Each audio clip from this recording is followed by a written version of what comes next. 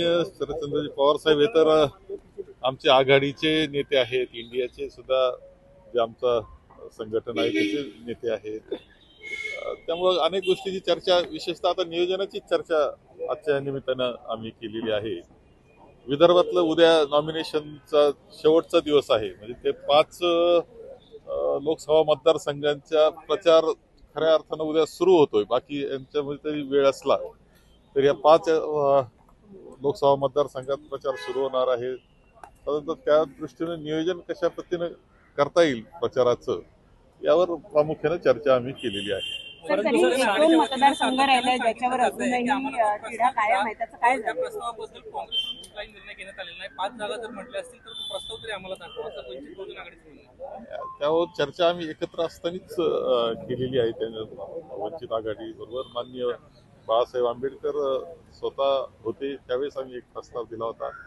आणि अजूनही आमचं आपण सकाळी सुद्धा ऐकलं असेल की माननीय खासदार संजय राऊत यांनी सांगितलं की अजून आम्ही काही चर्चा अपेक्षा करतोय त्यांच्याकडून की काही ना काही मार्ग काढून आम्ही एकत्र आघाडी म्हणून राहावं. परंतु सांगली आणि भिवंडी या दोन्ही जागा ज्या आहेत त्या काँग्रेसला भेटाव्या अशी काँग्रेस आग्रही भूमिका करते. परंतु काँग्रेसचं दोन्ही पक्षांसोबत अडलेलं कुठेतरी पाहायला मिळतं. राष्ट्रवादी सोबत भिवंडी आणि चंद्रहार पाटील सांगलीचे उमेदवार म्हणून शिवसेनेसोबत अडलंय.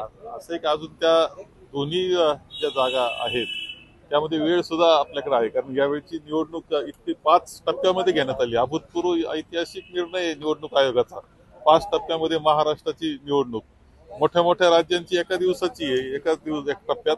महाराष्ट्र मात्र 5 फेजमध्ये होते आहे. त्यामुळे आमच्याजवळ वेळ आहे, चर्चा आम्ही करू. आमचा आग्रह आहे, ही वस्तुस्थिती आहे. काँग्रेस एक पाऊल पुढे आलेला आहे. काल मातोश्रीवर बैठक पार पडली, तिथे तुमचं नाही असं मानण्याचं काही कारण नाही की प्रत्येक वेळेस सर्वजण असतील. आज कुणी शिवसेनेचं नव्हतं, उद्धवजींचं कुणी नव्हतं, याचा अर्थ असा नाही की आघाडीचा काही विषय आहे. काही गरज लागली तर फोनवर चर्चा करून घेता येते, त्यामुळे ती अडचण नाही. वंचित बाबत काही निर्णय घेण्यात आलेला आहे का? ज्या पद्धतीने काँग्रेसने 2 जागेसाठी पुढे आलेली आहे वंचितसाठी, नाही आम्ही तर अजूनही आग्रही आहे की एकत्र आलं पाहिजे, आघाडीमध्ये त्यांनी असलंच पाहिजे. कारण ही एक ऐतिहासिक लढाईला सामोरं जातो. ऐतिहासिक अशी निवडणूक ही आहे, तिला आम्ही सामोरं जात असताना त्यांच्याकडून आमची अपेक्षा आहे की बरोबर असावे. सर, शिवसेना आणि राष्ट्रवादी उद्या किंवा परवा त्यांची यादी जाहीर करते, मग या ज्या जागा आहेत ज्याच्यावर वाद चालू आहे त्यांचं काय होणार? नाही होईल ना, मार्ग निघेल ना, मार्ग काढण्याचा प्रयत्न आमचा आहे. राजू शेट्टींचं असं म्हणणं आहे की महाविकास आघाडीने मला आता सोबत घेतच नाही, हे त्यांच्या हातात आहे. भेटून आलो, मात्र त्यांच्यावर संवाद जर होत नसेल तर मी एकला त्यांच्याबरोबर जो संवाद आहे तो माननीय उद्धवजींच्या शिवसेनेचा आहे. त्यामुळे त्या बाबतीतली चर्चा प्रश्न त्यांना विचारला पाहिजे. संजय राऊतांबरोबर काँग्रेस नेत्यांचं कुठेतरी मिसकम्युनिकेशन आहे का? कारण की राज्यस्तरीय नेते, काँग्रेसचे नेते संजय राऊत असं काही नाही. आता आमचे जे प्रमुख आहेत, विशेषतः प्रांताध्यक्ष जे आहे आमचे, ते तर आता नॉमिनेशनच्या 5 मतदारसंघाचं नॉमिनेशन करायचंय त्यांना आणि त्यांचाच विभाग तो असल्यामुळं त्या भागात ते आज आहेत. आमचे विरोधी पक्ष नेते सुद्धा तिकडे आहेत, विदर्भामध्ये आहेत.